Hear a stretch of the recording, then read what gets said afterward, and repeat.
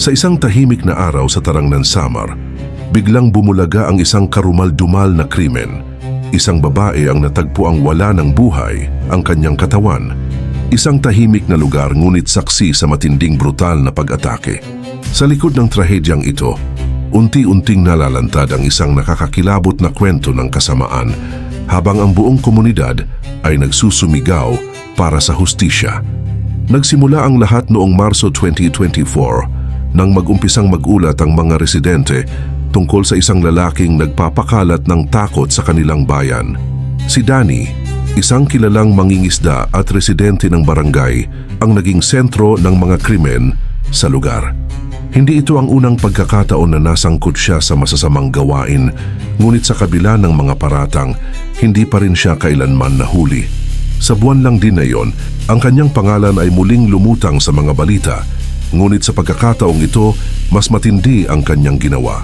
Isang araw na inakala ni Joylyn na magiging karaniwan lamang, isang inang nagsusumikap upang mabigyan ng mas magandang kinabukasan ang kanyang mga anak.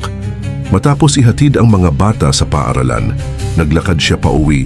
Hindi niya alam na sa mga susunod na sandali, maglalaho ang katahimikan ng kanyang mundo at tuluyang magbabago ang kanyang buhay.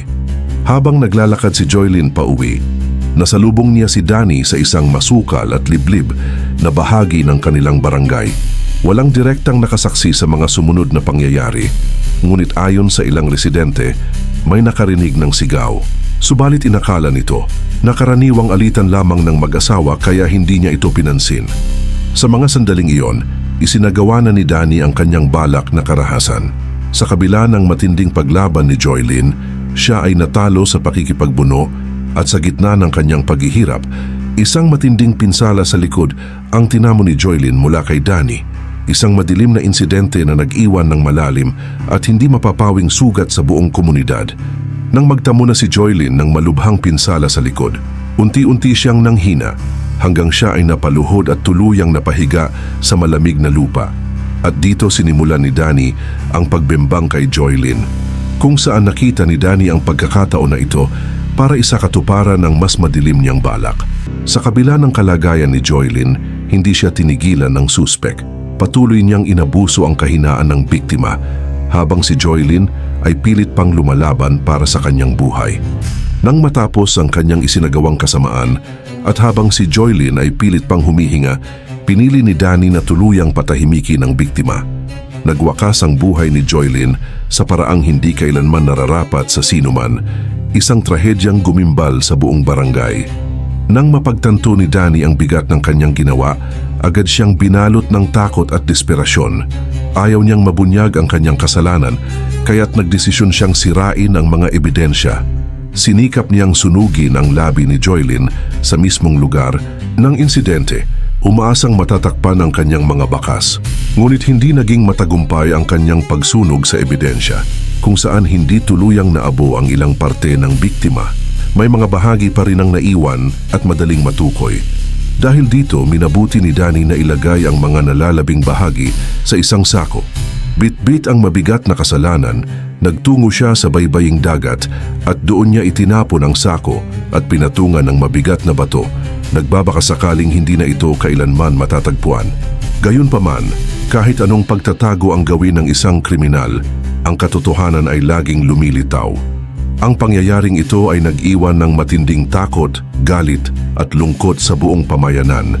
Isang sugat na hindi kailanman maghihilom. Pagsapit ng hapon, napansin ng asawa ni Joylyn na hindi pa rin ito nakakauwi.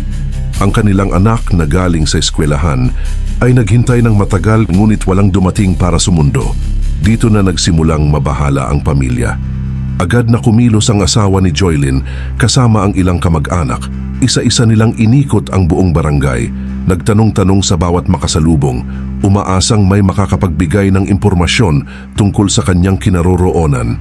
Ngunit sa kabila ng kanilang pagsusumikap, walang sino man ang makapagsabi kung saan nakita si Joylyn sa huling pagkakataon.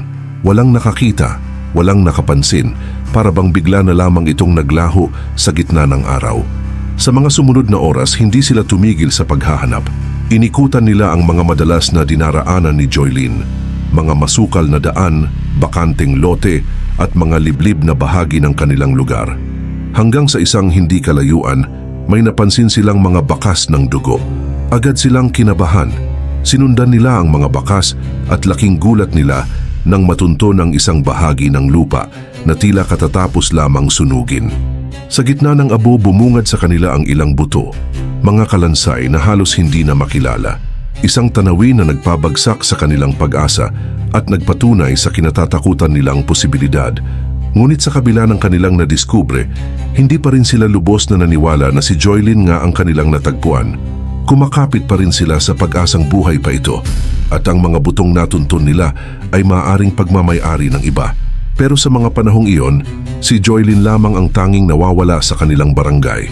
Kaya't anuman ang gawin nila upang umasa pa, unti-unti na ring bumibigat ang katotohanan na ang mga kapirasong buto na kanilang natagpuan ay malamang na kay Joylyn nga, at ang pangamba nila ay nagsisimula ng maging isang malungkot na realidad. Sa may baybaying dagat, isang mangingisda ang nakapansin sa isang sako na animoy iniwan sa gilid ng tubig. Nilapitan niya ito upang siyasatin, ngunit bago pa man niya ito mahawakan, sinalubong na siya ng matinding baho, isang amoy na agad naghatid ng kaba at pagkahilo. Sa kanyang pagdududa, agad siyang tumakbo upang humingi ng tulong. Pagdating ng asawa at pamilya ni Joylyn, na matagal nang nag-iikot at naghahanap, agad nilang nakumpirma na siya nga ang biktima. Batay ito sa suot na damit at ilang bahagi ng balat na hindi tuluyang nasira. Halos gumuho ang mundo ng kanilang pamilya. Hindi nila maisip kung anong klaseng nilalang ang may kakayahang gumawa ng ganong nakakakilabot na krimen. Ayon sa inilabas na medico-legal na ulat, pumanaw si Joylyn dahil sa hemorrhagic shock, 4th degree burns at isa pang hindi matukoy na sanhi. Ito ang dahilan kung bakit halos hindi na makilala ang biktima nang matagpuan ng mangingisda. Gayunpaman, itinuturing na pangunahing sanhi ng kanyang pagtawid sa kabilang buhay ang matinding pinsalang tinamo nito sa likod, isang sugat na naging hudyat ng kanyang tuluyang pagbagsak at simula ng karumal-dumal na sinapit niya sa kamay ni Danny. Sa mga oras na iyon, palaisipan sa mga autoridad at sa pamilya ni Joylyn kung sino ang may kagagawa ng krimen. Ngunit matatandaang sa pagpasok pa lamang ng buwan ng Marso noong nakaraang taon, may isang lalaki ang nagsimulang maghasik ng lagim sa kanilang barangay. Sa mga panahong iyon, isang babaeng nagngangalang Gelly ang nagsampa ng reklamo sa tanggapan ng barangay matapos pasukin ni Danny ang kanyang tahanan at tangkaing bimbangin siya. Mabuti na lamang at agad siyang nakatakas mula sa kamay ng suspek. Ngunit sa kabila ng reklamo, hindi siya naipakulong. Ginamit ni Danny ang dahilan na siya ay lango sa alak noong mga oras na iyon at dahil sa awa, napilitan si Gelly na patawarin siya. Mula rito, unti-unting nabuo ang hinala ng kapulisan at si Danny ang naging pangunahing suspek sa kaso. Agad na nagsagawa ng checkpoint ang mga alagad ng batas. Bawat kalsada at pasukan ng barangay ay mahigpit na binantayan ng mga pulis. Sa hindi inaasahang pagkakataon, napadaan si Danny sakay ng kanyang motorsiklo. Nang siya ay parahin at hinga ng lisensya ng mga autoridad, kapansin-pansing nanginginig ito sa takot at kaba. Ipinakita ni Danny ang kanyang lisensya at doon nakumpirma ng mga pulis ang kanyang pagkakakilanlan. Agad siyang inimbitahan sa istasyon para sa masusing investigasyon. Sa presinto, sinubukan pa ni Danny na umiwas sa mga tanong, ngunit habang lumalalim ang interogasyon, mas lalo lamang siyang nadidiin sa kaso. Sa tulong ng mga ebidensya at pahayag ng dating biktima na si Gelly, unti-unting nabuo ang matibay na kaso laban kay Danny at kalaunan, inamin niya rin ang kanyang pagkakasala. Isang marahas at madilim na kabanata ng kanilang lugar ang tuluyang nabigyang linaw habang ang mga residente ay patuloy na nananawagan ng hustisya para kay Joylyn. Sa pag-usad ng investigasyon ng mga autoridad, lumitaw ang isang nakakagimbal na katotohanan. Wala palang personal na galit at relasyon itong si Danny sa kanyang mga biktima. Sa halip, umiiral sa kanya ang isang baluktot na pag-iisip at kagustuhang bembangin si Gelly at Joylyn na humantong sa isang malagim na insidente na yumanig sa buong pamayanan. Si Danny ay sinampahan ng kasong murder at kasalukuyang nakakulong sa Tarangnan Police Station. Naiwan naman ni Joylyn ang kanyang asawa at 2 anak, pamilyang hanggang ngayon ay patuloy pa ring bumabangon mula sa sinapit nilang trahedya. Ikaw, ano ang masasabi mo sa ginawa ni Danny, lalo na ang pagbimbang at pagligpit nito kay Joylyn? comment mo yan sa ibaba at babasahin natin yan isa-isa. Hanggang dito na lamang po, maraming salamat po sa inyong lahat at mabuhay po kayo.